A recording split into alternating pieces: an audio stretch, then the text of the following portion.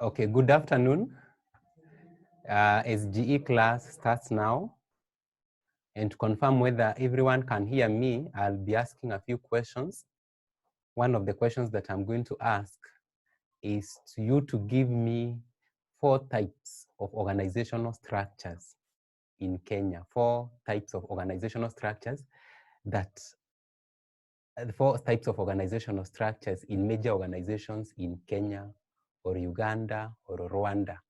So which are the organizational structures that most of the organizations adopt? So I want to see the answers from you. I want to see the answers from you. I want to see the comments.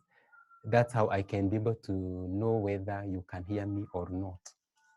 So kindly make comments. I want to read out the answers on major organizational structures in our organizations today. Major organizational structures in our organizations today.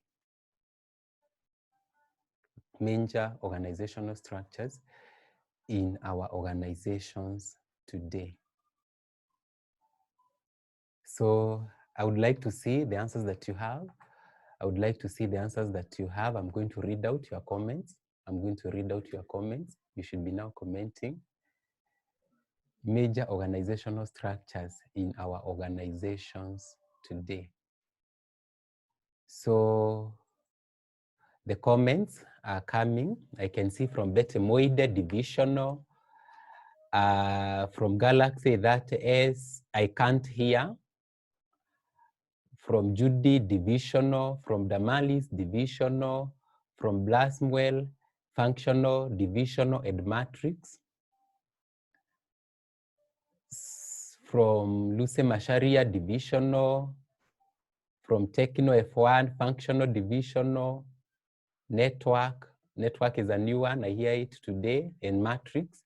Then from SAFO, functional, matrix, divisional. From OPPO A57, functional, matrix, divisional. So I think we are all good. Then the second question I would like to test to see whether you understood the content that we did last time or the contents that you've been doing. I would like you to give me,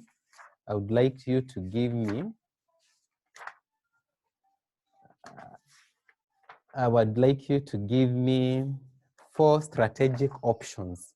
4 strategic options a business can undertake to avoid collapsing. 4 strategic options a business can undertake to avoid collapsing. 4 strategic options a business can undertake to avoid collapsing. So I would like to get the answers from you. 4 strategic options a business can undertake to avoid collapsing.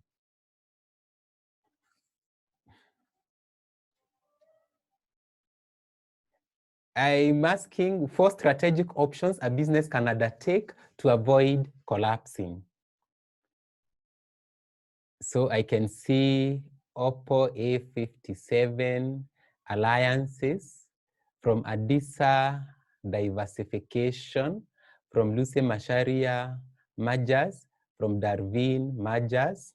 Darwin, you have stolen from Luce Masharia's work, so come up with another one. From Moses mergers, Moses come up with another one. From Infinix mergers and acquisition. From Kate, retrenchment. From SAFO, alliance, mergers, conglomerate. So would I give marks for alliance, mergers, and conglomerate? From Darwin, stability strategies, very good. So I have now 3, that is stability, mergers and acquisitions, and retrenchment. I want the 4th one. Diversification is under which category? Dearly Samuel Jackson, you have an issue with hearing. Somebody is going to text you what you're going to do. Darwin, growth options, very good. From Bete Moide, growth options. So far, I think integration, horizontal, and vertical. So integration, horizontal, and vertical are under which category? Integration, horizontal, and vertical strategies. They are under growth, which is very good. That is from Charles. Then I would like to know under growth, that's Boetemoide and Maureen, very good. Then I would like to know with the two types of vertical integration, two types of vertical integration, two types of vertical integration.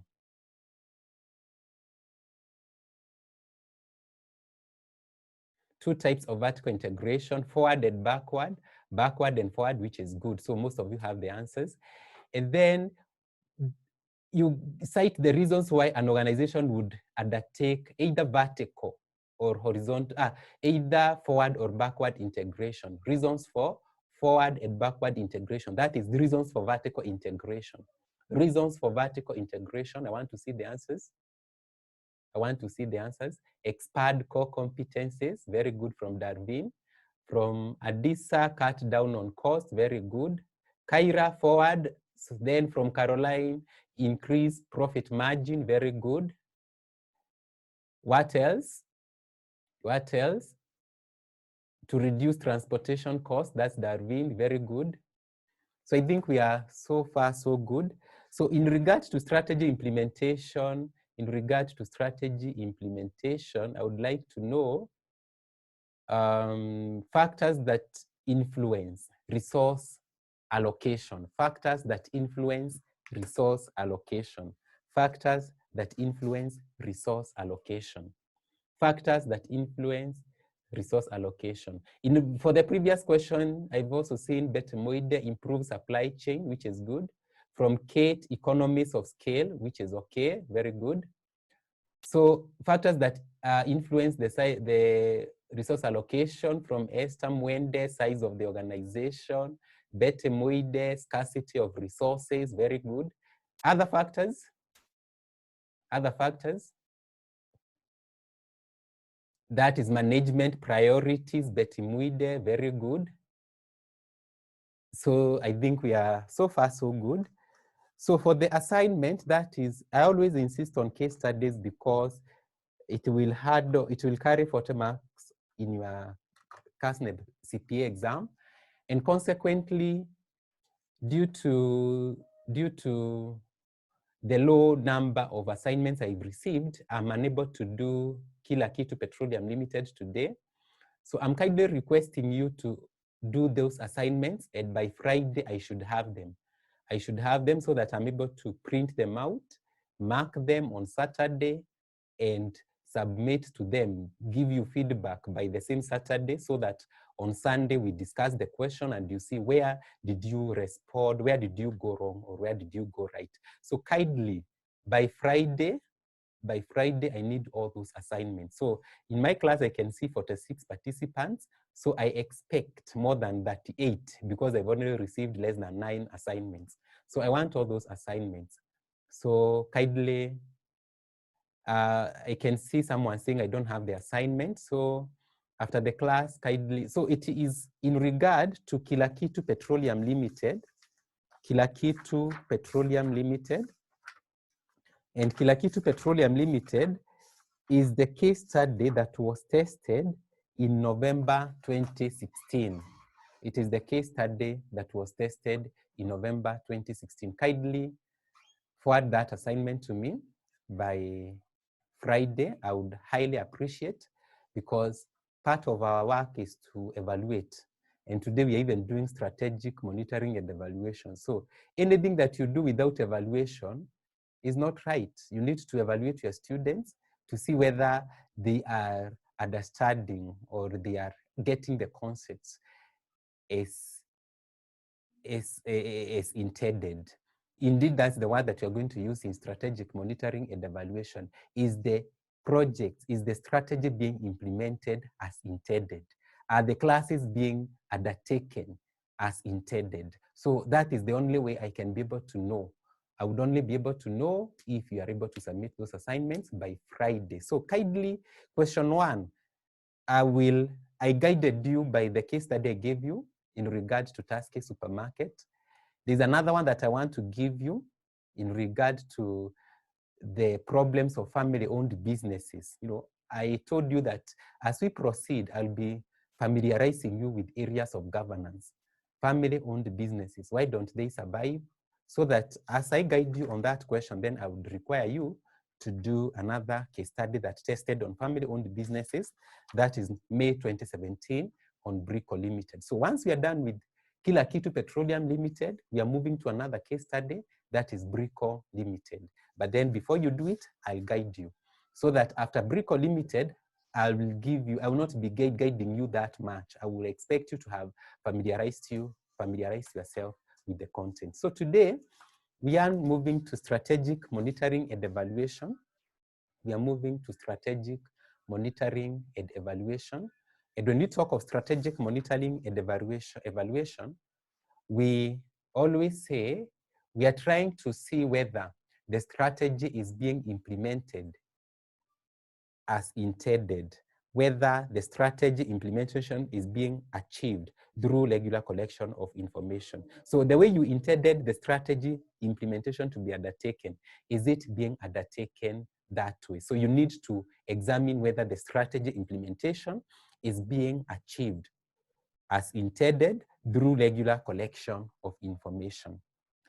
What is the process of strategic monitoring and evaluation? When we talk of the process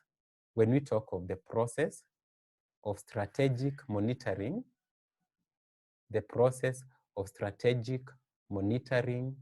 and evaluation, we need to see, for instance, let's say, even you have a daughter or a son, and you need to be monitoring whether the school you've taken him or her is giving you results, And consequently, you need to do regular monitoring and evaluation. The difference between monitoring and evaluation is that monitoring is ongoing. Before that student sits for his KCP or KCSE, you need to know whether the school is delivering as you would wish. Whereas evaluation is summative. After you have cleared with the project, after you've cleared implementing the strategy, you need to do a summative process of evaluation. And that's what we are calling evaluation. So evaluation is at the end of the strategy implementation, whereas monitoring is undertaken as you implement it. So when you even have that daughter or son, the very first thing that you do is to set performance standards. You set performance standards. The same thing applies to strategy. You are supposed to set performance standards. So set performance standards, what does this mean? To set performance standards that in this exam that you're going to undertake, I want you to score 80%. So in the same thing applies to strategy, that in this strategic plan, I want us to be able to achieve 90% or 80% of success. These are what we call performance standards or targets. We can also call them targets or performance objectives. The second thing, after setting the performance standards, you measure the actual performance. So even your daughter or your son, you had given him that the targets that to achieve 80%, he was able to score 73%. So once you measure the actual performance, the third thing that you do is to compare the performance standards, what was achieved, compare the performance standards, that is 80%, that was our standards, with actual performance, that is 73%. Then after you do that, the next step is to examine the reasons for deviation. The reasons for deviation may be in regard to strategy implementation. You know the problems or limitations to strategy implementation. For instance, maybe one of the reasons is low-skilled staff. We had a staff that is not well-skilled. That could be a problem. Maybe another reason could be that there were issues to do with resource allocation. There were scarce resources. Those could be the reasons for deviation. Once you do that, provide appropriate feedback. Provide appropriate feedback. Why we are using the word appropriate feedback? Not necessarily that you go down. Maybe it could be the actual performance is 82%. So at that point, you give rewards. At that point, you give rewards. But in our case, where we had set the targets to be 80% and you were only able to achieve 73%, you provide corrective feedback. And which could be examples of corrective feedback. Maybe you can do staff training. You can be able to provide resources to every department. So those are some of the things that you can do in providing corrective feedback. This is the same thing as the process of strategic control.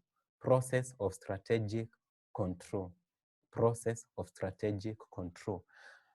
The same thing that even applies in performance evaluation in your workplace. So where you are given standards to achieve, the HR will measure the actual performance that you're able to achieve. Then after that, they compare the performance standards with actual performance. They then examine the reasons for deviation. Why were you not able to achieve the targets? And then they provide appropriate feedback. So those are the reasons. So then we need to go on to look at the objectives of strategic monitoring and evaluation. The objectives of strategic monitoring and evaluation. So we need to look at that. So why do we do strategic monitoring and evaluation? Some of the tools that we use for strategic monitoring and evaluation are like the budgets. Why do we set budgets? Because a budget, we would want to spend 300,000 shillings this year. Yet we were able to, we would also want to collect 300,000 shillings this year, but we're only able to collect 290. A budget contains the revenues and expenditures, sources of revenues, and how we need to expend. But at the end of the day, you find that the standards or the performance objectives you had and the actual performance are not the same. So some of the tools that we use for strategic monitoring and evaluation or the control tools are like budget controls. Why do we set budgets? Why do we do strategic monitoring and evaluation? One of the reasons is strategic management. It's strategic management. So we need to manage our processes, our activities strategically. We need to operate strategically rather than not operating without a strategic plan. So when we set up, we do monitoring and evaluation, it's part of strategic management. The second is decision making. And which kind of decisions are we making? Which kind of decisions are we making? We are making decisions in regard to training of staff because there was some deviation. We make decision in regard to training of staff because there were some deviation. We make decisions in regard to proper allocation of resources, among others. The third one, we are also able to do resource allocation. And what do we mean by resource allocation? That is to ensure proper utilization of resources. Ensure proper utilization of resources. Maybe the budget you have allocated to a certain department, they are misusing those resources. It is through tracking the activities that are being undertaken by that department that you can be able to ensure that those resources are being utilized as intended. The fourth one is even planning. You are able to make, to do planning, even for future planning. Note that you can do future planning based on earlier decisions. The fifth one is management of risks. Management of risks. We need to manage risks. And which are these kind of risks? For instance, we have event risks of like coronavirus. We have legal risks. It's through monitoring and evaluation that you're able to acquire information. This is the same thing when we talked about environmental analysis. We acquire information. The same thing that we are able to acquire information. And once we acquire this information, we are able to use it to manage risks. The same thing, it can also pinpoint. It can pinpoint deviations.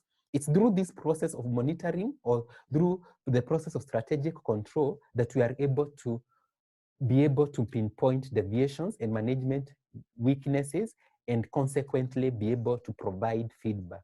It also ensures that activities are done within stipulated timelines. Part of the strategic monitoring and evaluation is to ensure that we do our activities within the stipulated deadlines or within the stipulated timelines. And therefore, it will ensure that the activities of the organization are undertaken within the stipulated timelines, are undertaken within the stipulated timeline. And I told you, and there's something I told you, don't read this course as if you are cramming. Try even to come up with a strategy for yourself. Even when the organization does performance measurement in regard to the way you've performed. Why do they do that? They do that because of certain reasons that we have discussed here. So then let's move to characteristics of good control systems. Characteristics of good control systems. So when we talk of the characteristics of good control systems, let's say that now your organization wants to do some performance measurement on your performance levels. Which are the characteristics, when they want to measure the performance, the control systems that they are using, or the monitoring and evaluation systems that they are using, which characteristics should it possess? Definitely you would like a system that is standardized, that the same way employee B is being evaluated is the same way that you are also being evaluated. So that is when we talk of characteristics of good control systems or characteristics of good systems that does monitoring and evaluation. One is standardization. You'd want uniformity across. Standardization. The second one is accurate. You would like a system that's going to give you accurate results. Even when you install ICT systems, you'd like a system that is going to give you accurate results. The third one is acceptable. It should be acceptable to the employees. It should be acceptable to the people who are doing the strategy implementation. It should be acceptable to them. Objective. It should be factual. It should give factual results. It should be objective. It should not be biased. It should be non-biased. The fifth one is that it should be flexible, depending on changes in the environment. Depending on the changes in the environment, it should be able to adjust depending on those changes. It should be future-oriented. Note that it should be forecast. It should be able to tell us how the future looks like. Then it should be timely. It should also be economical. It should also be complete. And it should also be adaptable. If you know the characteristics of information, because all of you have done MIS, that's Management Information Systems, the same characteristics that we are talking about, that the information we are going to get is accurate, we are going to get acceptable information, flexibility, future-oriented, because monitoring and evaluation, what it is essentially doing is to provide us with information. Let's look at types of strategic controls. When you want to implement control systems, you need not just to implement them at the end of the project. We have said there are others that are ongoing, and we can also implement them. We want to prevent problems from occurring. So when you want to prevent problems from occurring, that type of strategic control, we call it feed forward, stroke preventive, stroke preliminary. So these are types of strategic controls. So when you talk of the types of strategic controls, the first one we are going to talk about is feed forward. stroke preventive, stroke preliminary controls. So these controls, we use them so that we are able to prevent problems. So now, for instance, let's talk about manufacturing. You are doing manufacturing. You are doing manufacturing. You don't want substandard goods to come into the processing system, into the process. So what do? You have to ensure that the goods, the inputs are of quality. The inputs are of quality. When you now control the inputs, because you want the goods to be of high quality, that's what we call preventive. You are trying to prevent problems, or preliminary, or feed forward control, feed forward controls. So this focuses on inputs into a process and prevents a deviation from occurring, because at the end of the day, you do not want a deviation. There's a question that was asked in regard to this in December 2013, question 3B. The feed-forward controls for curbing employees' theft in an organization.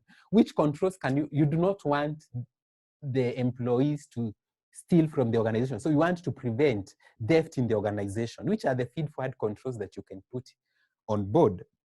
For instance, which control systems do you find in your organization? Use of surveillance cameras like CCTVs. That one is a feed-forward control. It's a preventive control. You can also do restriction on designated workplaces. You cannot access any workplace in the organization. There are those restrictions that have been put that certain areas can only be accessed by authorized employees in the organization. We can also do branding of organizational items. We can also do security checks. We can also have an internal audit department. Those are some of the preliminary controls or preventive controls or feed-forward controls that we can use so that we are able to prevent theft among the employees. So those are the ones that I've mentioned. You can see them. You can see them. So we've talked about use of surveillance cameras, restriction on designated areas, branding of organizational items, security checks, and having an internal audit department.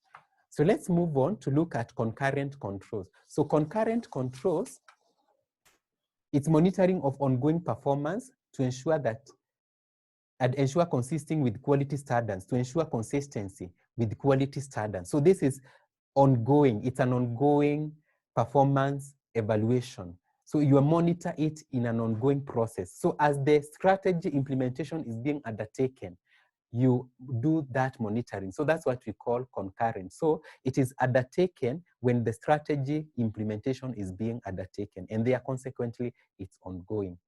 And finally, we have feedback controls, also called post-action controls. We have feedback controls, also called post-action controls. And when we talk of these, it is historical in nature. So the implementation has already been undertaken on strategy, and it is based on action from the completed action. This feedback informs future programs. Consequently, we have 3 types of controls. That is feed-forward, concurrent, and feedback controls. Tools, stroke techniques of strategic controls. So we have financial controls.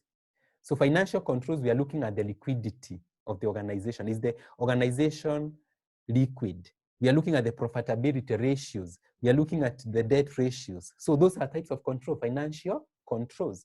We also have the budget controls. In budget, we are trying to look at the revenues and expenditures. Then we also have marketing controls to see how our marketing department is performing. Do we have new clientele in the organization? What's the trend? We do some trade analysis. We also have management information systems controls, and then we also have HR controls. So those are types of the controls that we have in the organizations. So that is human resource, MIS controls, financial controls, budget controls, and marketing controls. Let's move to performance measurement or monitoring and evaluation tools. So when we talk of the performance measurements, when we talk of the performance measurements or monitoring and evaluation tools, we are going to discuss the following. We are going to discuss the following. We are going to discuss the following. One, we are going to look at benchmarking. We are also going to look at key performance indicators. And finally, we are going to look at balance scorecard. So those are the three performance measurement tools that we are going to discuss. So performance measurement tools, we are starting with benchmarking. What's benchmarking? Benchmarking, you are simply trying to compare, your organization with other organizations that perform well. So you are trying to compare so that you're able to acquire information on the best practice being undertaken in those organizations. You're able to acquire information on the best practice being acquired in those organizations. So benchmarking is the process. Benchmarking is the process of measuring the performance of a company's products, services, or processes against those of another business considered to be the best in the industry.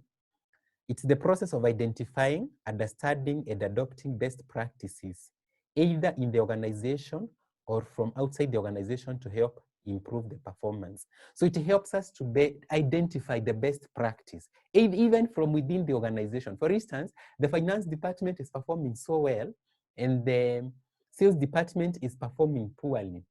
Then you'd want to know the management practices that are being undertaken in the finance department for them to perform well. So that's what we call internal benchmarking. So any benchmarking that you do within the organization, that's internal. Whereas if you want to borrow the best practice from outside the organization, that would be external benchmarking. The bottom line is that we said that benchmarking is the process of identifying the best practice, either from within the organization or from outside the organization. And consequently, the two major types of benchmarking is internal benchmarking and external benchmarking. So in regard to that, we look at types of benchmarking. So the first one is internal benchmarking. The second one is external benchmarking. So internal benchmarking, we can see the question that was tested in November 2018, question 2B. So let's move to our past papers to November 2018. November 2018, question 2B. So let's move with me to your past papers to November 2018, question 2B. So that's it.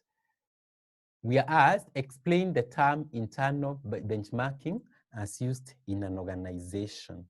Explain the term internal benchmarking as used in an organization. And we are given 2 marks. So this is benchmarking undertaken within the organization to identify best practice. This is benchmarking or comparison of one department with another within the organization so that to understand why a certain department is performing better than the other and be able to borrow the best practice from that department that is performing well. And you can give an example. So that's it. Then external benchmarking is comparison. External benchmarking is comparison of organization performance with other best practices outside the organization. So this one, we are undertaking it outside the organization. So we are undertaking it outside the organization. Then let's move on to the other one, process. So process benchmarking, I would like to know the processes undertaken in that other organization, whether internally or externally.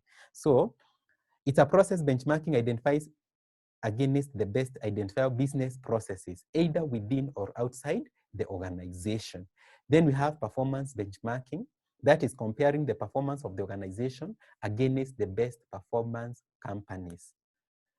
companies, and then strategic benchmarking, comparing the strategic plans of the company against the best strategic plans in the industry. Those are the types of benchmarkings that we have. So internal, external, process, strategic, and then process, performance, strategic, and you can also have international benchmarking. International benchmarking is another one that we can add. So let's proceed to look at the process of benchmarking. So the process of benchmarking, when you want to do benchmarking, which processes do you go through? The first one you have, so let's say we want to compare ourselves with which college? We want to compare ourselves, or people want to compare themselves with us. So because we have the best classes in regard to Zoom, the quality. So the very first thing they will do, they want to compare themselves with us. So the very first thing they will do, because we have been hailed to be the best in the industry, is to do planning. We have to do planning so that they definitely identify the activities that need to be benchmarked. So in regard, which areas are we going? So let's do it practically. We want to do it practically. We want to do it practically. We want to do it practically, where they are going to do some planning and know we are going to acquire information in regard to the kind of lecturers they have, the type of technology they use. Maybe that's why the students are sticking with them, even when we lower our prices. Are you getting? So they are going to do some planning. We want to do it. SGE is very practical. So when we want to compare ourselves, they want to compare themselves with us. They have to do planning. They acquire information. So we want to test which kind of, why is it that their Zoom is taking 40, so it can only be there for 40 minutes. Our Zoom can only be there for 40 minutes. Yet, with these people, they're able to conduct classes even for 2 hours. Why? So those are that they are going to look at the kind of technology, the kind of lecturers that they use. How is their timetable scheduled? Is it working for students? So they do planning. The second thing is data collection. Once they have now done planning, then they are going to collect data. They are going to decide which methods of data collection. Are they going to use questionnaires? Are they going to use interviews? Which kind of data collection methods are they going to use? Then they do data analysis. Just the same thing with research. They do data analysis. Are they going to use quantitative methods, for instance, or are they going to use qualitative methods? Then they implement. So they have been able to identify the best practices after data analysis. They were able to identify the best practices after analysis. They implement those best practices, and then they monitor. They do monitoring, whether they are implementing the best practices. In regard to technology, are they implementing the best practices they've been able to borrow? Are they able to implement the best practices as they've been able to borrow? So when we want to do benchmarking, we said benchmarking is identifying the best practices from the best organizations, either within or outside the organization, to identify the best practice, either within the organization or from outside the organization. When you identify those best practices, you need to implement them. So the very first thing is that you need to sit down and do planning. Then you generate the methods that you're going to use in your data collection. Then you analyze that data, implement the best practices that you've been able to identify, then you monitor the implementation. That's about benchmarking. Then let's move to the second tool of performance evaluation. The first tool we said is benchmarking. The second tool that we are going to discuss is balance scorecard. Balance scorecard. What is a balance scorecard? And why do we use the term balance scorecard?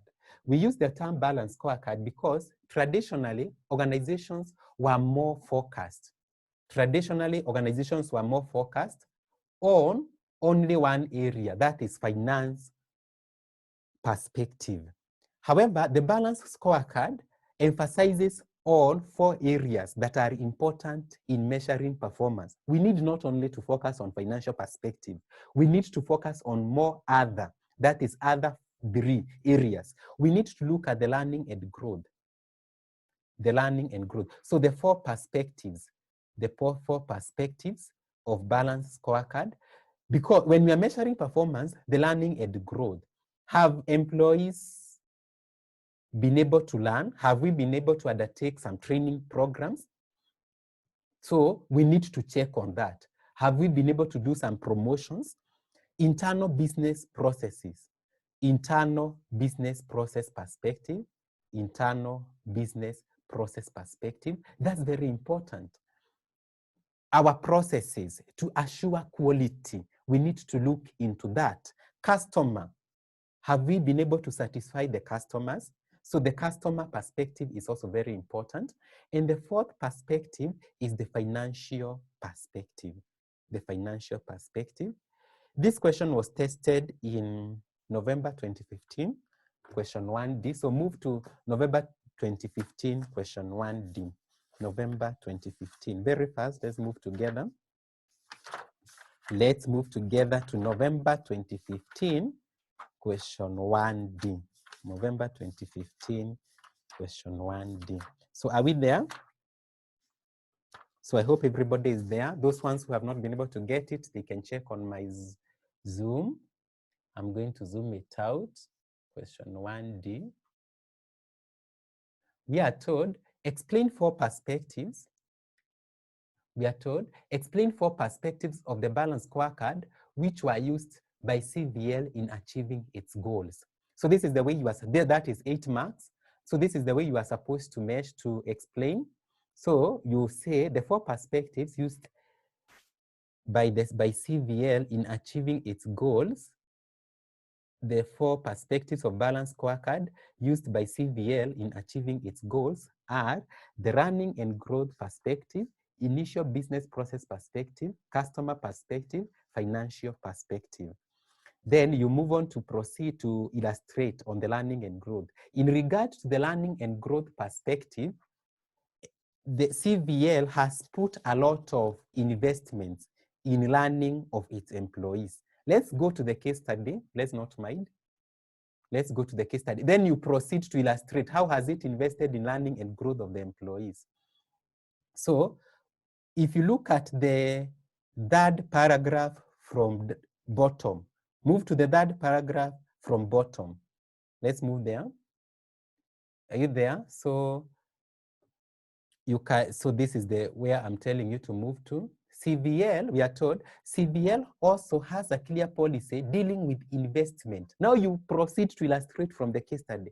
From the case study, CVL has a clear policy dealing with investment in staff training and effective recruitment, which ensures that there is low staff turnover. So we have illustrated on learning and growth. Then we proceed to say that CVL, in addition, we are told, CVL has also put in place a successful ethics program whose successes indicators comprise consistency between ones and actions, openness, just rewards, and value-driven programs. So we are told there is a customer service software. Now you proceed in regard to customer perspective. CVL puts a lot of emphasis on customer satisfaction. In the case study, CVL has put a customer service software that ensures customers' concerns that are not addressed by CVL officers within 24 hours are brought to the attention of their superiors. This enhances operations and helps to meet the customer's needs. So illustrate, illustrate from the case studies. Then we are told, due to the increase in demand for office furniture, CVL is considering alternatives for expanding its operations. A proposal by one of the executive directors is to purchase a franchise from a foreign company which had expressed interest in trading with CVL. The CEO is in agreement with the strategic option and plans to incorporate the proposal on the agenda for the next board meeting. So let's proceed to look at the performance. So we are trying to look at the whole case study so that we illustrate all the perspectives.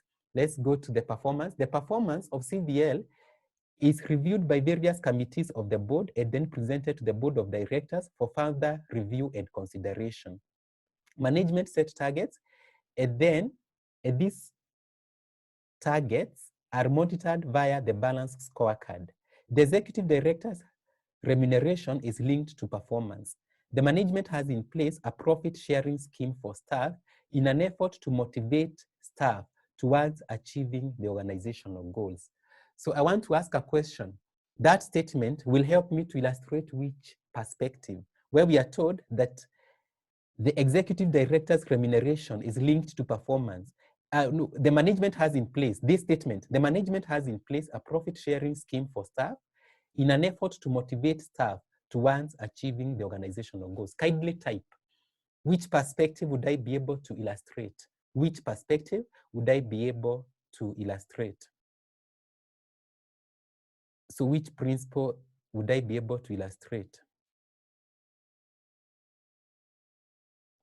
So which principle would I be able, the financial, I can see that is financial. Yeah, financial. Even we are told that this approach, according to VL, head of finance, allows the business to operate with the intention of meeting the needs of all stakeholders.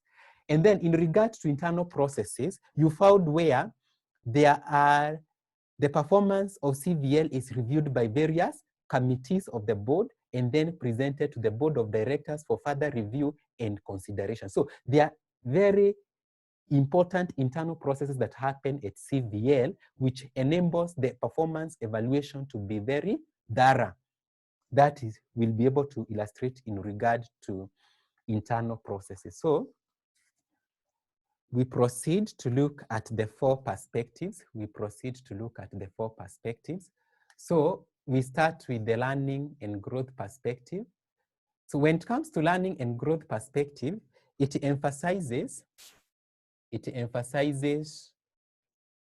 on management responsibility to create information sharing systems as well as improve learning among the employees. This promotes creativity and innovation. The second one is internal business processes perspective. That is ensuring internal processes are efficient and effective to satisfy shareholders of the company. Then we look at the customer's perspective. It focuses on satisfying the customer's needs through provision of quality information, quality services, and then financial perspective.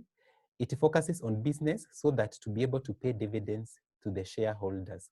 Then for each of the four dimensions, the management should specify. So for each of the four dimensions, for us to be very objective, we need to specify the following. One, critical success factors. So which are the success indicators that we've been able to achieve employees or learning and growth perspective? Which are the key indicators? So we need to specify the critical success indicators. The second one is means of measuring the critical success factors. So we need to have means. Remember, we talked about the methods of measurement. They should be acceptable, they should be objective, they should be focused, they should be accurate, all those characteristics. So we need to come up with means of measuring the key success factors, and then objectives or targets. We need to set targets. Now, we look at the reasons why balanced scorecard has been widely adopted. That question was tested in May 2019, question 3B. Reasons why it has been widely adopted. We need to look at the reasons why it has been widely adopted. One, it prevents unbalanced performance. It prevents unbalanced performance, and therefore it is all round. What do we mean? It is not only focusing on financial perspective, it's also taking into consideration learning and growth, it's taking into consideration internal business processes, and it's also taking into consideration customer perspectives, and consequently, it prevents unbalanced performance. The second reason, it provides management with important information. Because once you do that, you're able to acquire information in regard to customer satisfaction levels. And that information is very important so that you're able to design programs that will help you be able to ensure that there is high levels of customer satisfaction. You're able to acquire information in regard to internal business processes and where you need to do some changes. The third reason is that it is a reliable tool for strategic learning. Based on the information that you're able to acquire, you are able to make strategic decisions. You're able to make strategic decisions. And then the results enable managers to make important decisions. The results enable managers to make important decisions. What are the limitations? What are the limitations? Definitely, I told you in this question, most of the questions in regard to limitations will always revolve around skills, cost, lack of resources. among others. Because when it comes to balanced scorecard, it's not as simple as you think. Organizations invest even millions of money to implement balanced scorecard.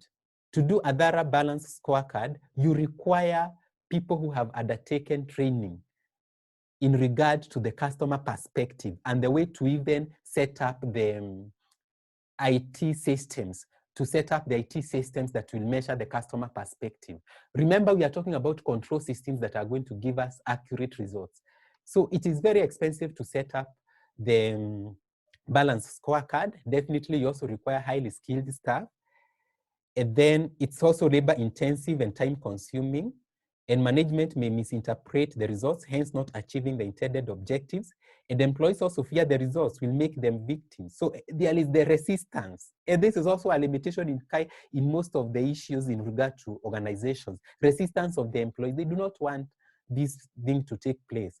And finally, it is also complex. So let's look at May 2019 question 3B and C. We see the framing of the questions. We see the framing of the question. That is May 2019,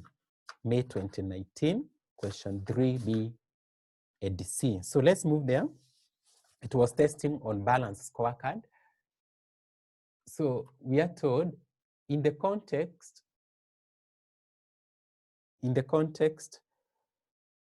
of strategy evaluation, one, that is B1, explain why balanced scorecard approach is preferred than traditional approaches. So definitely you talk about it prevents unbalanced information. It also enables the organization to acquire very important information in regard to 4 perspectives. It is useful for strategic decision making. And you can also talk about the results enable managers to make important decisions, and it is also key for strategic learning. And then summarize 4 drawbacks of using balanced scorecard. It's costly and expensive to implement. It's also labor intensive and time consuming. The management may also not achieve the intended objectives because of misinterpreting the results. And there is also resistance to change among employees because they feel they might become victims, and it's also complex. So those are the questions that were tested in regard to limitations of balanced scorecard. We've also seen the other question that was tested in question 1 in regard to the same. So we are done with the balanced scorecard.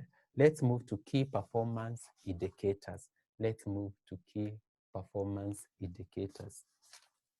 When you talk of the key performance indicators, these are quantifiable indicators. These are quantifiable indicators that demonstrate how effectively a company is achieving key business objectives.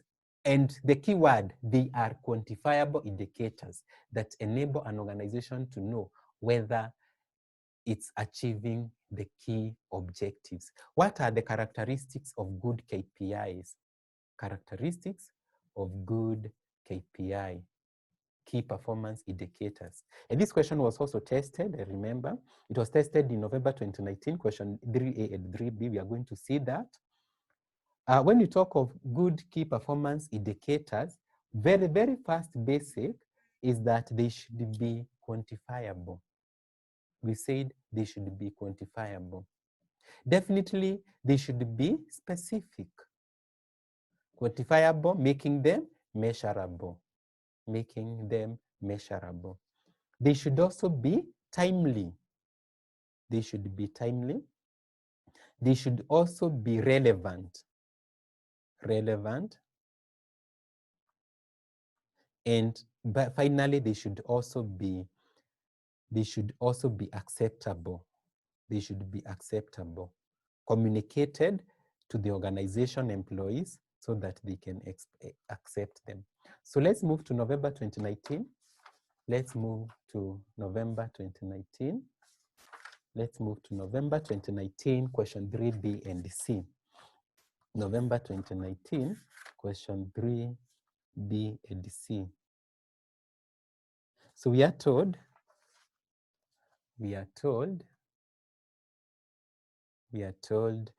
in the context of strategic monitoring and evaluation, in the context of strategic monitoring and evaluation. Explain the term KPI. Now, most of the students, it's one mark which is very important. Students wrote KPI is key performance indicators. You would get 0 for that. You are supposed to say key performance indicators are quantifiable indicators that demonstrate how effectively a company is achieving key business objectives, or any other one, no, or words to that effect, but not key performance indicators. You just write, or these are key parameters that enable an organization to understand whether it's achieving its objectives as intended, and they are quantifiable in nature. Then we are told to highlight 4 attributes of a good KPI, 4 marks. Then you can talk about quantifiable, relevant, specific, and timely. Then let's move to importance of KPI. Why do we need KPI? Definitely the same thing we need, why we need KPI is the same reasons why we need balanced scorecard, and are the same reasons why we do monitoring and evaluation, and are the same reasons why we do monitoring and evaluation. And which are these reasons? Which are these reasons? One, we need KPIs. We need KPIs because the important communication tools that enable the employees to be able to focus in achieving goals. They also help in monitoring performance of the organization. The results of KPI are important for strategic planning and decision making. The results provide a focus for strategic and operational improvement, and they also provide objective evidence of progress towards achieving desired results. And I would emphasize and say the same thing, we need balanced scorecard, the same advantages. Even when you talk of the advantages of balanced scorecard, the question that had been tested in May 2019, question 3B1. If you do also talk about balanced scorecard for giving us focus for strategic and operational improvement, that is correct. Let's move to learning organization. A learning organization is a company that facilitates the learning of its members and continuously transforms itself. An learning organization would also appreciate the importance of knowledge management. And we talked about knowledge management in the previous class. So it encourages creation of knowledge and knowledge management, and it has the following components: personal responsibility and self-reliance, mental models, that is intellectual thinking, shared vision, team learning, system thinking, that is looking at whole rather than parts. So we are done with the first area of strategic monitoring and evaluation. Let's move to quality management. This is an area that has become very popular. We shall see, you know, the areas now that are very popular, because what we are doing in these notes is that we are constantly referring to the past paper. So you'll see that it's an area that has been highly tested. That is quality management. And quality management is why we are doing strategic monitoring and evaluation, is to ensure that we do quality, we provide quality. So when we talk of quality tools, maybe this is the way I want the work to be done. So which are the quality tools can I use? I can do a workflow chart. A workflow chart. So the workflow chart will help me to monitor, are you sticking to the quality controls that we have agreed with you in strategy before you do the strategy implementation. So we can use flowcharts.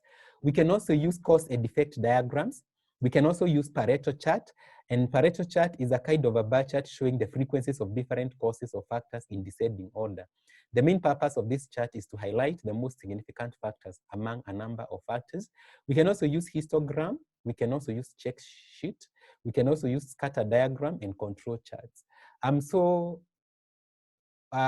know that you are very familiar with these because you are students who have done QA. And QA, we talk about the scatter diagrams, control charts. If not QA, then you've also done business mathematics in ATD2. So those are some of the tools or quality tools that you can use. Then let's talk of the models of quality management. This is an area that has been tested severally. Models of quality management. We have Six Sigma approach. We have the Porter's value chain model. We have the European Foundation for Quality Management, EFQM. we have Badridge criteria for performance excellence, and we have Kaizen stroke continuous improvement. So we are going to start with Six Sigma approach. We are going to start with Six Sigma approach. We are going to start with Six Sigma approach. What is a Six Sigma approach? So when we talk of the Six Sigma approach, it was, these models, they were designed by various organizations. For instance, you'll find that with the Six Sigma approach, it was designed by Toyota.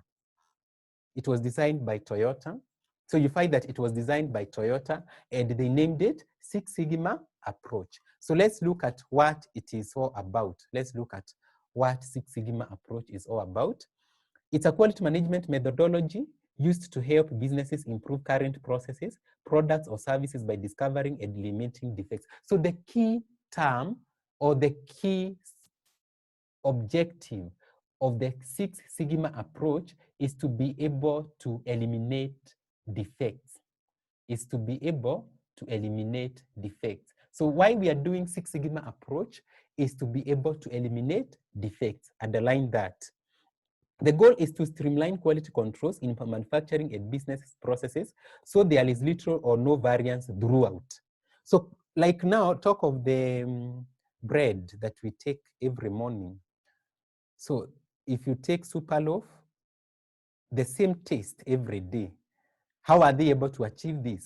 Is to have quality control models. They use quality control systems so that the same product that we are producing now and then, they have the same quality and there is no variance at all. There is no variance at all. So Six Sigma has 5 phases.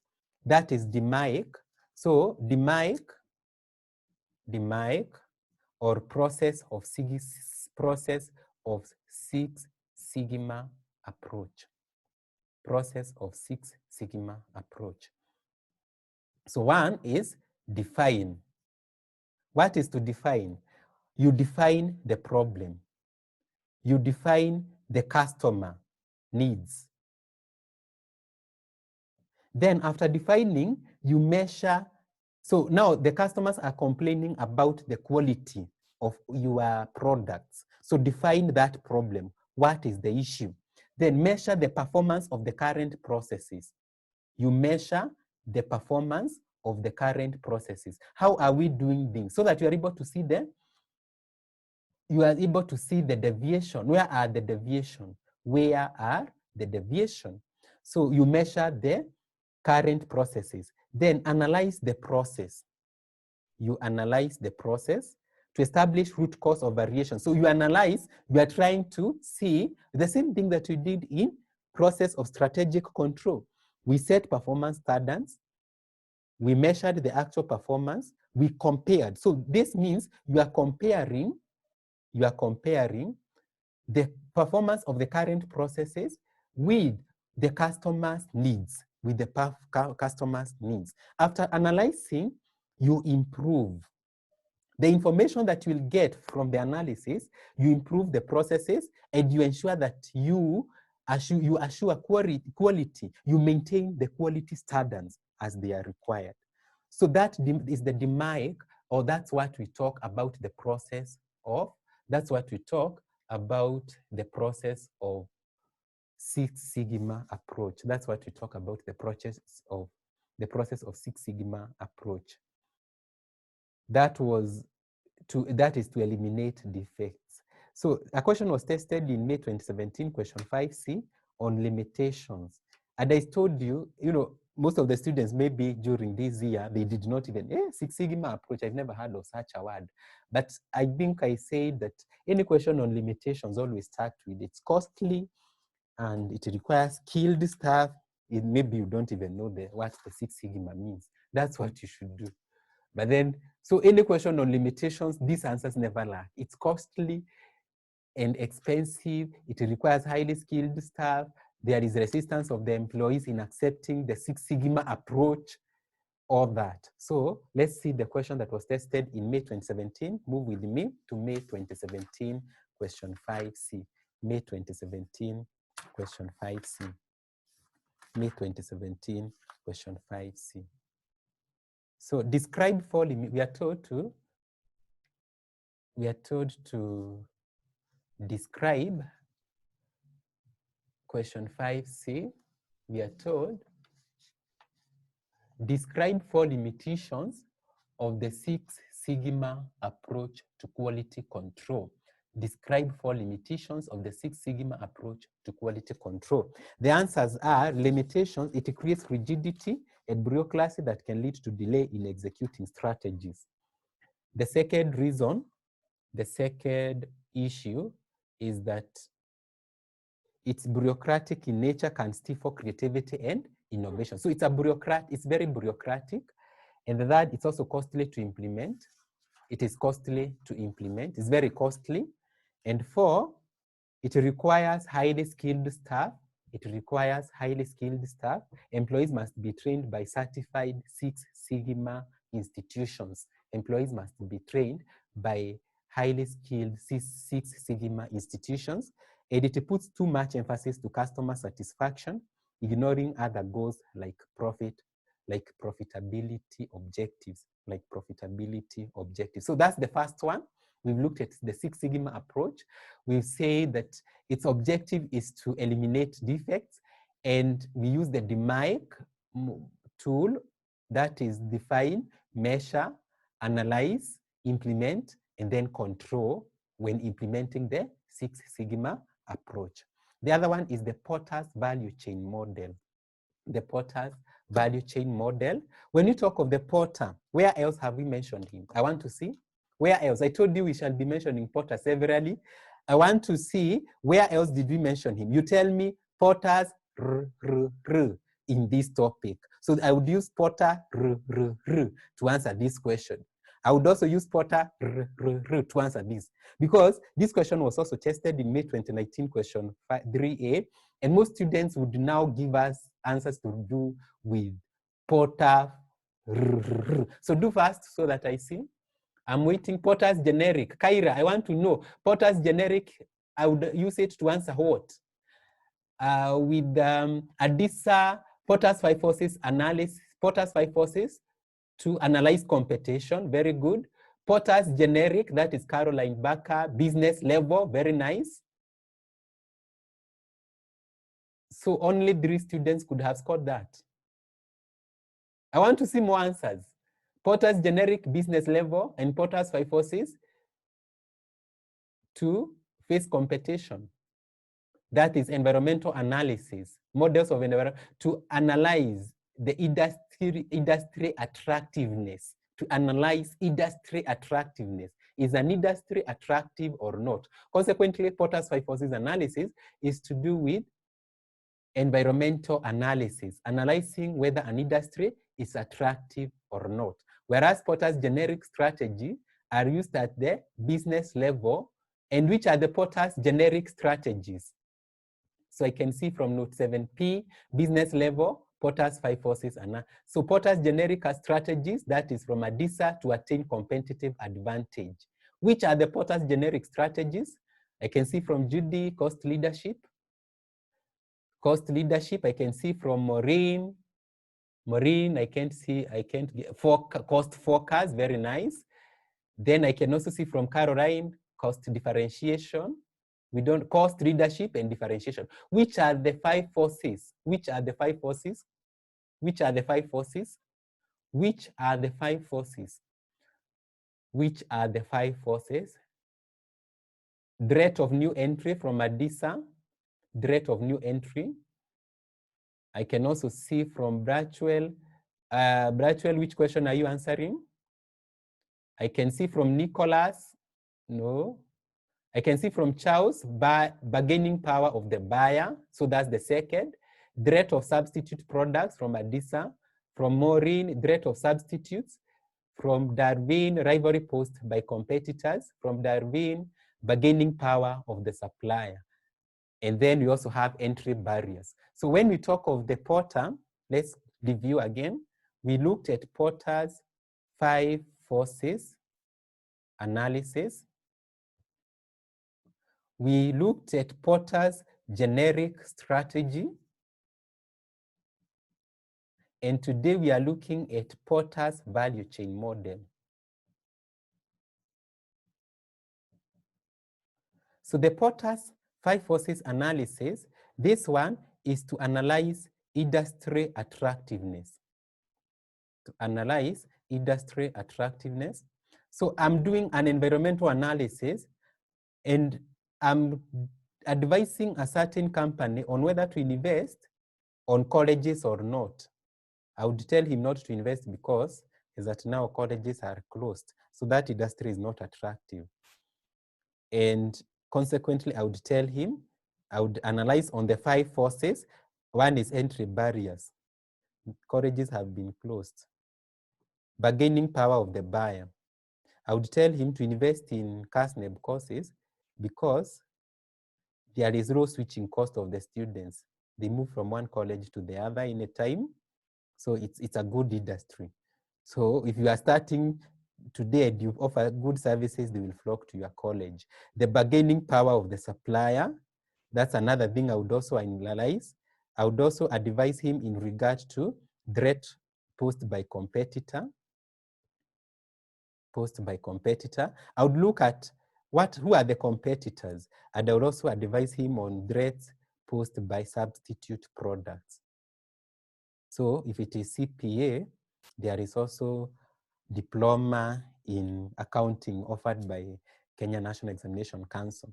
So then when you talk of the Porter's generic strategy, it helps us to understand the competitive advantages that we can use. It's used for business level. Note that we talked about the 4 levels: corporate, business, functional, and operational. And the 4 Porter's generic strategies, we have differentiation, we have cost leadership, we have focus, which can either be cost, focus, or differentiation focus. Now, when you talk of the Porter's value chain model, it's also helping us to gain competitive advantage in one way or the other because it's helping us to improve on quality. And when Porter, in describing the value chain, he talks about the primary activities that are very important. And the primary activities that are very important, we talk of the inbound logistics. Where are we getting our inputs? Where are we getting our inputs? Are we ensuring that the inputs that we bring into the process are of high quality? We need to ensure that they are of high quality. And that's what we talk of inbound logistics. So the primary activity, so Porter's value chain model, Porter's value chain model. So in this, we have the primary activities. And the primary activities that we need to take into consideration, we have the inbound logistics. And inbound logistics is ensuring that there is quality of inputs into the process, to ensure that there is quality of inputs into the process. So it involves relationship with the suppliers and include all the activities required to receive, store, and disseminate inputs, all the activities in regard to the inputs. That's what we call inbound logistics. Then the second primary activity is operations. Operations, that is the activities required to transform those inputs into outputs. So when you bring those inputs, that is the raw materials that you need to convert into the finished product. The operations that you are undertaking, the activities into the process. Are you refining it twice or thrice? Like now, the way we talk about the Dasani water that is filtered 4 times. Those are the operations. Whereas maybe the other water that we buy at 15 shillings or 20 shillings is refined once. So this, we are assuring quality. And maybe where are we getting this water? Are we getting the water from Mount Kenya region, that is the rivers? Or where are we getting this water so that we put into the inbound logistics, or from North Rift, so from the mountains? Where are we getting the waters? Or are we getting it from Nairobi? Within Nairobi, we go somewhere, and so those are the inbound logistics. Then operations. Then after that are outbound logistics. Outbound logistics, these are the activities. These are the activities required to collect, store, and distribute the output. Because it's very important. Where are we putting the output? Where, for instance, when we are supplying these products, we need to have them in refrigerators. We need to store them so well so that they do not, so that there is no harm to them. We need to store them well. We need to ensure that there is proper way of storing them, proper way of distributing them to the market. Because even after doing the finished product, the way we distribute them means a lot. It can harm the quality. And finally, we need to also do marketing. We need also to do marketing and sales. Marketing and sales, because we need to have these products finished within a stipulated time. We have sold them within 2 days. For instance, talk about the loaf of bread that we take. It expires after 2 days. So within those 2 days, we should have all our products sold out to the market. And finally, service. Service means, do you offer after-sales service? Do you offer after-sales service? So those are the primary activities of the Porter's value chain model. Then we have the secondary activities, which include, so we have the secondary activities. And the secondary activities include procurement. We have human resource management. We have technology, that's ICT, and we have infrastructure.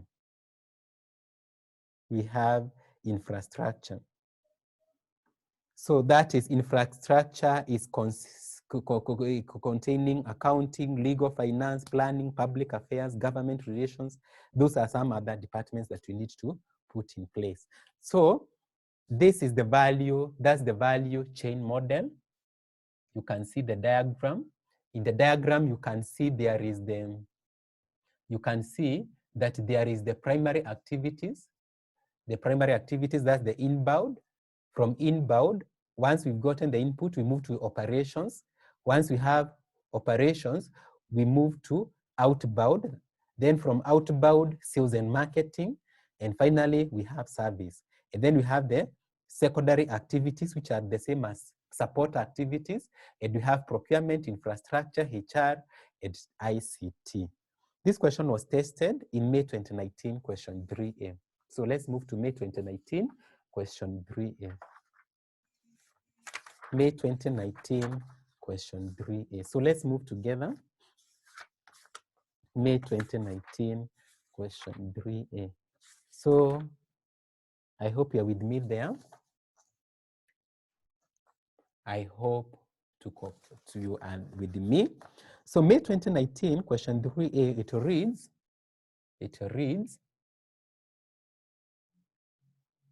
question 3A,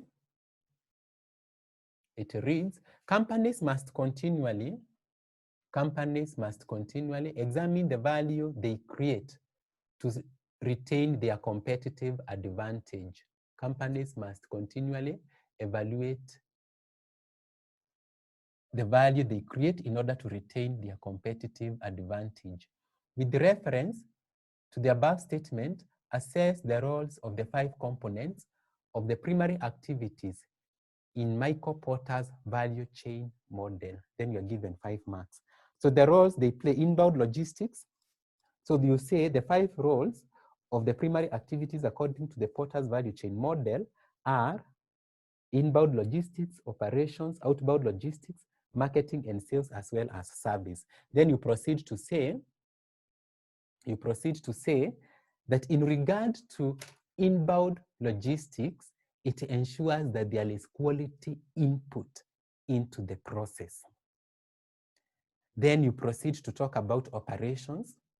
In regard to operations, it ensures that the activities being undertaken assure quality by ensuring that the right processes are undertaken while converting the inputs into outputs.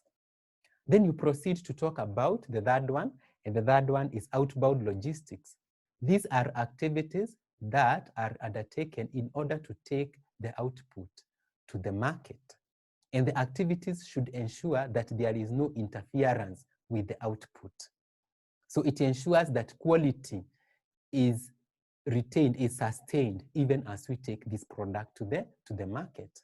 And then after talking about the outbound logistics, talks about the sales and marketing. These are activities to ensure that the product is sold within the stipulated or within the required time, to ensure that the product does not stay in the market until expiry, or the product does not stay in the market and becomes obsolete. For instance, today you cannot go to sell the Nokia 3300 you used to use in around 2000 when the phones came into the market. So you need to ensure that you take your products as fast as possible and you market them aggressively to be bought so that they do not become obsolete. And finally, talk about service, that is ensuring customer satisfaction by providing after-sale services. We move to the next one, which is European Foundation Quality Management, EFQM. EFQM. EFQM. You will find that the principles will always revolve around customer involvement, leadership, strategic planning, internal business processes. So even when you're asked of EFQM, the same thing applies to the principles of governance. An examiner might decide to pick another area of governance. The ones that we covered were by the Capital Markets Authority, but the examiner might pick even from other organizations, for instance, OECD principles. Though we shall look at them, if the examiner happens to pick another organization, then they always revolve around the same. For instance, we started with looking at quality when we talked about the balanced scorecard, benchmarking, and we have been emphasizing on customer satisfaction. We've been emphasizing on internal business processes. And these are the areas that we are even going to put emphasis on when we shall be looking at the Baldrige, the EFQM, among others. Even when you talk of the value chain model, it's all about customer satisfaction. However, it has certain specific primary activities which we've already discussed. So let's go to EFQM. So when we talk of the EFQM, that is European Foundation for Quality Management, the EFQM model recognizes that there are many approaches to achieving sustainable excellence. However, these concepts are not fixed. It's accepted that they will change over time as excellent organizations develop and improve. However, which areas can we use to say that the organization is excellent? And that's what we're talking, European Foundation Quality Management, or it's adhering to quality. These are the areas that we need to look at. One is resource orientation. Are we able to achieve the results as we had indicated in our strategic plan? The second one is customer focus. Are we focused towards the customer's needs? Are we focused towards the customer's needs? So that's a question that we need to ask ourselves. Are we focused towards the customer's needs? The third one is leadership and constancy of purpose. That is excellence, is visionary and inspirational. So do we have leadership? Do we have leaders who can be able to provide inspirational leadership and strategic planning? Then management of processes and facts. That's the internal processes we had talked about. Then people development and involvement. People development and involvement. Are we engaging the employees in the process? Then continuous learning, innovation and improvement. Then we have partnership development. That is strategic partnerships. And then we have corporate social responsibility. So those are some of the areas of EFQM. So when we are trying to measure whether you are an organization of excellence, these are the indicators. We need to have key success indicators in each of them, or key success factors, as we had talked about in regard to balanced scorecard. So we talk about results, customer focus, we talk about leadership, we talk about management of processes, we talk about people development and involvement, continuous learning, partnership, and CSR. So this question was tested in May 2019, question 1C. It was tested in May 2019, question 1C. Indeed, issues to do with quality management were highly tested in May 2019, because you'll find that we talked about the limitations and the advantages in May 2019. That's limitations and advantages of balanced scorecard. We are still talking about it in European, and it was also, Baldrige was also tested in the same paper. So we shall be looking at the two questions jointly. So let's move to Baldrige. Baldrige performance excellence model. Now, we are looking at the indicative factors. For instance, if you want to talk about KCE, can you talk about us as an organization of excellence? What about our leadership? Would you say that our leadership inspires excellence? Does it inspire excellence? When we talk about the strategic planning, do we have strategic plans, and do we adhere to those strategic plans? We need to measure that. What about customer focus and customers' needs? Are we able to address the customers' issues as they are required?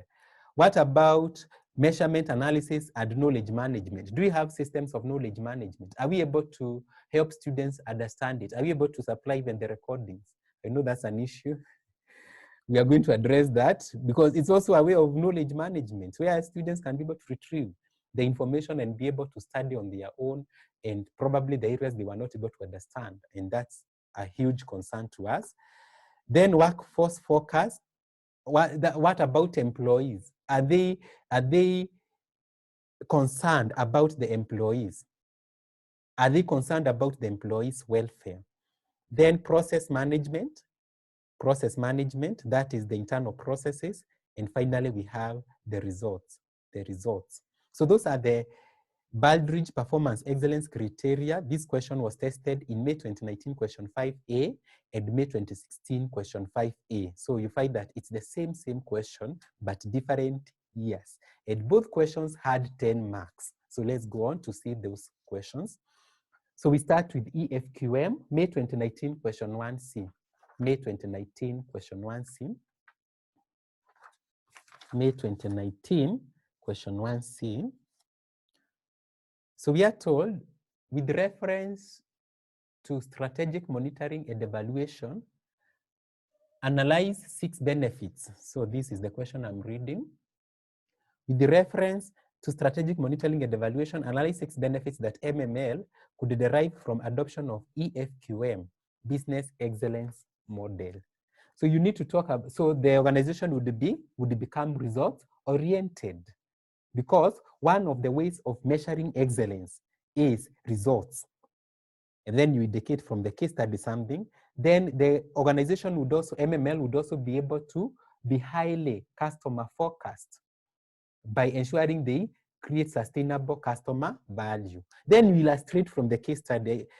For the sake of time, I may not be able to go into the case study, but then when we shall be doing this case study, because we are going to eventually do it, we are going to see that we are supposed to illustrate from the case study. Talk about leadership. It will also ensure that the organization has leadership that is inspirational in nature,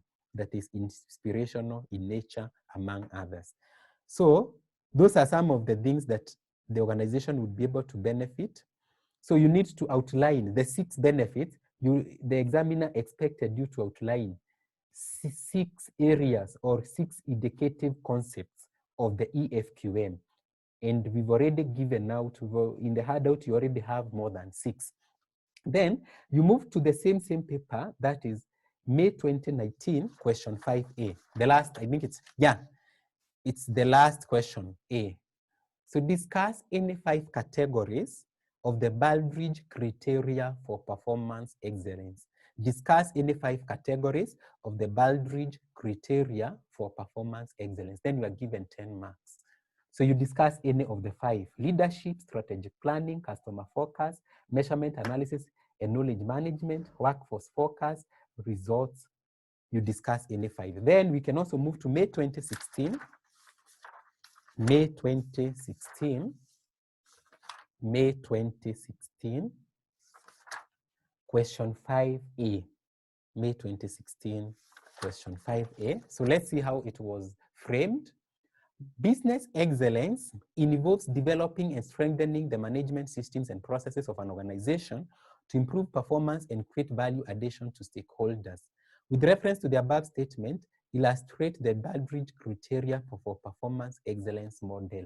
So you're supposed to only to still illustrate either of the 5 areas, so that you are able to score 10 marks. So we move on to look at Kaizen. We move on to look at Kaizen or continuous improvement. We'll move on to look at Kaizen stroke continuous improvement. Kaizen stroke continuous improvement. So when we talk of the Kaizen stroke continuous improvement, we are looking at improving the systems of the organization gradually. It's not once. It's not going to be at once. So we are going to do this improvement gradually. And that is what underlines Kaizen or continuous improvement. We do the improvements gradually. We need to have the employees involved. We are talking about the same things that we've been talking about in Baldrige and EFQM. We need to have strong employees involvement, engage the employees regularly in this process of continuous improvement. We need to measure performance, regularly measure performance. We need to do it regularly. We need to do it continuously. And consequently, when you talk of the Kaizen, we are talking about the following principles. We are talking about the following principles. 1 is to get the employees involved. 2 is to find problems. 3 is to encourage employees to offer creative solutions. 4 is to test the solutions, that is to be concerned about the processes. 4 is to be results-oriented or to analyze the results. The other one is to standardize, that if results are positive, adopt the solution throughout the organization. And finally, to repeat, that these steps should be done regularly and continuously. These steps should be done regularly and continuously. So,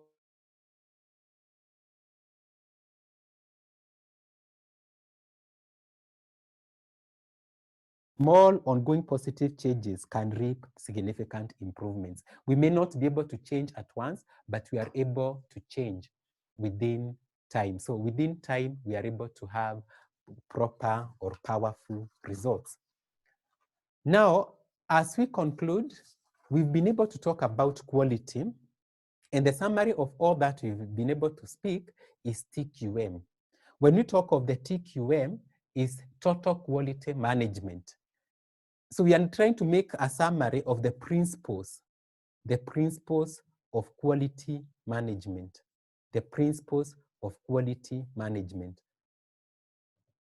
So from so TQM is the traditional approach, but then you'll find that even Baldrige, even EFQM, even Kaizen stroke continuous improvement, they also improved on the TQM. And consequently, we are going to still repeat the same processes. We are still going to repeat the same activities. For instance, we talk of customer focus. So when we talk of TQM, it's a management system for customer focused organizations that involves all employees in continuous improvement. And the principles, the 8 principles of quality management, 1, we have customer focus. We need to be focused on customers. We also need to involve employees. We need to involve employees in the process. We need to also be process-oriented. And this is an area that we've mentioned severally. We talked about it in Balanced Scorecard.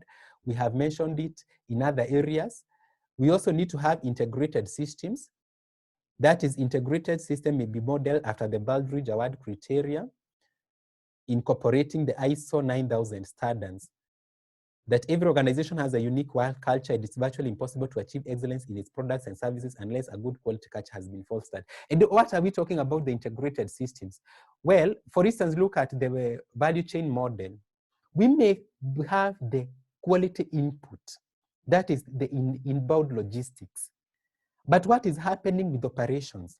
Even though we have quality input, are the operations assuring quality? So the integrated system should ensure that the whole process assures quality from the inbound logistics to operations, to outbound logistics, to sales and marketing, to service. And therefore, the whole system is integrated to assure quality. So that's what it means by integrated system.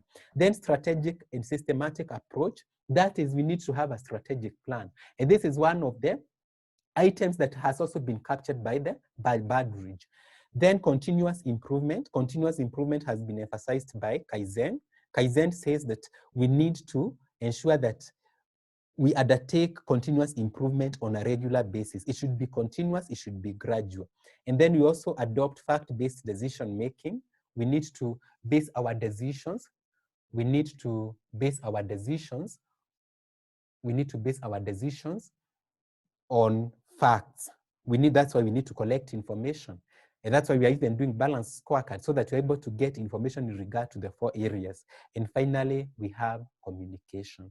That is to communicate the organization's change as well as part of day-to-day operations. Effective communication plays a large part in maintaining morale and in motivating employees at all levels. So the 8 principles of quality management, not only these ones, the others that we have also discussed at the Baldrige, we've also discussed at the EFQM, we've also discussed at the Porter's value chain model, and we've also discussed them under the continuous improvement. So the ones that are summarized by TQM is customer focus, total employee involvement, process-centered, integrated system, strategic and systematic approach, continuous improvement, and fact-based decision-making, as well as communication. That one brings us to the end of strategy. So if we can remind ourselves, we started with strategic management. We made an introduction to it. Then we moved to strategy implementation, a strategy for environmental analysis. We moved to environmental analysis. Then after environmental analysis, we moved to strategy formulation. From strategy formulation, we moved to strategy implementation. And from strategy implementation, we moved to strategic monitoring and evaluation. So those are the 4 areas that we've already done. That one brings us to the end of strategy. So on next Sunday, we are now moving to governance and ethics. So I would like to field questions that you may have in regard to anything we've done, whether we've done it today or in the last previous classes. Kindly field questions that you may have. I would like to field questions from you on every area that we have been able to cover so far, on any area that we've been able to cover so far, in regard to environmental analysis, to strategy formulation, to strategy implementation, to strategic monitoring and evaluation. I would like to field questions in regard to those 4 areas from you. Any question? Even today, what we've been able to do, now you can be able, like for me now, I can be able to remember the value chain model by Porter, the primary activities. I can also be able to see the Baldrige. I'm seeing it being tested in May 2019, question 5A, and May 2016, question 5A, 10 marks. I can also see EFQM being tested in May 2019, question 1. Those are very popular models with the examiners. So let's now proceed to governance in the next class if you don't have any questions. So I can see questions. Clarification, is Porter's 5 forces used for environmental analysis? Yes. You're trying to understand, this question is from Bette Moinde. She has asked, is Porter's 5 forces used for environmental analysis? I will say yes. It's a tool for environmental analysis because it helps you to understand whether an industry is attractive or not. So before you invest in a certain industry, whether it's telecommunication, whether it's education industry, whether it is insurance, whether it's auditing, you need to undertake an environmental analysis in regard to Porter's 5 forces analysis, checking those 5 forces, the bargaining power of the buyer, the bargaining power of the supplier, the entry barriers, the threat of substitute products, a threat posed by competitors. So that question is well answered. So I say yes. So to that, we come to the end of this class. So until next Sunday, thank you.